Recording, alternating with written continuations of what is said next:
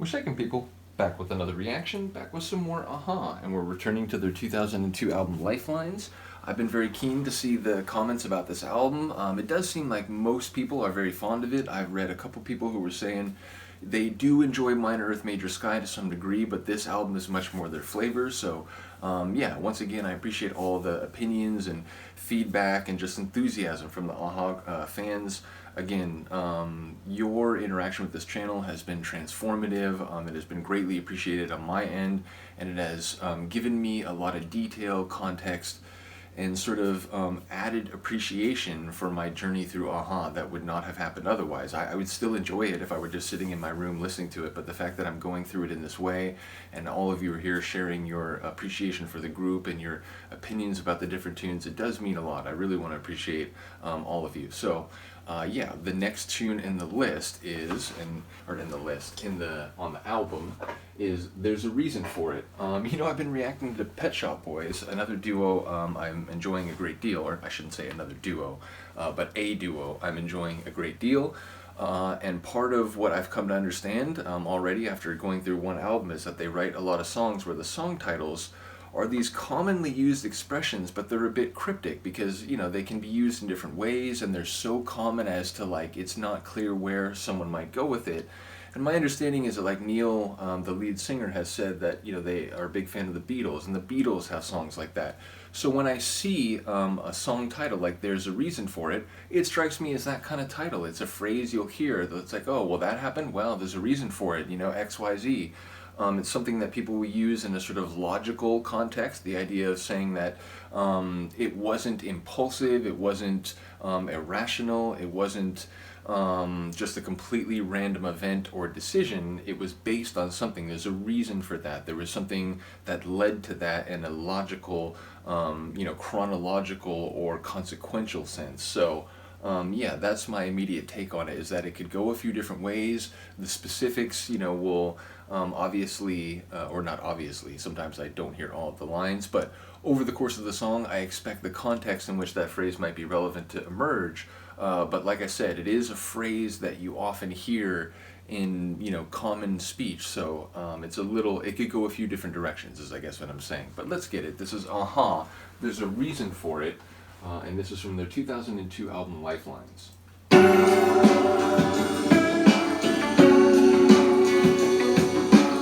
liking the percussion grooves and the sort of smooth vibes on this.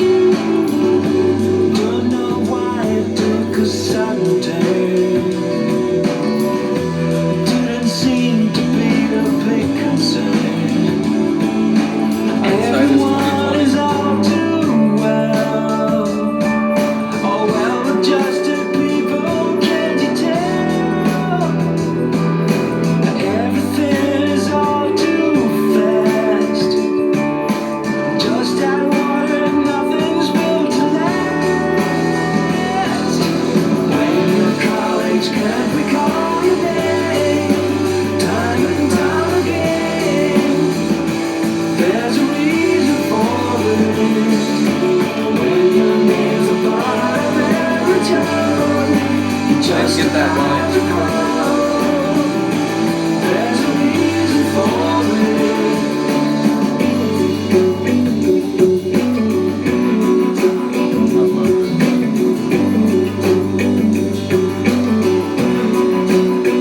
Still that sort of echo layer.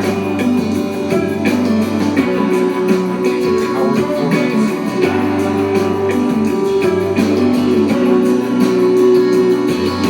And everyone is worlds apart. It must have been this way right from the start.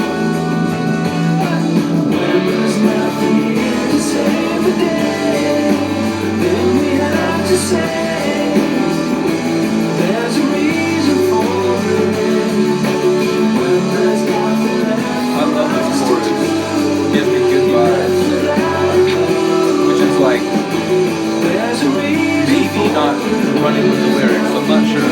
to save the day, then we have to say there's a reason for it. When there's nothing here to save the day, then we have to say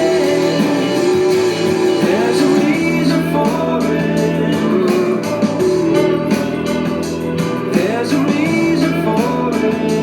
There's a reason for A it. little supporting There's a vocal. reason for it. There's a reason. Sort of like a hum. There's a reason for it. Yeah, it's cool. Lyrically, I'm not sure. It sounds like the narrator saying that, he didn't really have his eyes on something. Like, he didn't think it was a big deal.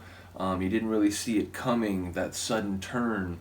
But I suspect, in some respect, there's a reason for it is related to that. But there was also that line where, like, there's a reason for it, and there was something after that that I just kept not really getting. So, and I'm not sure.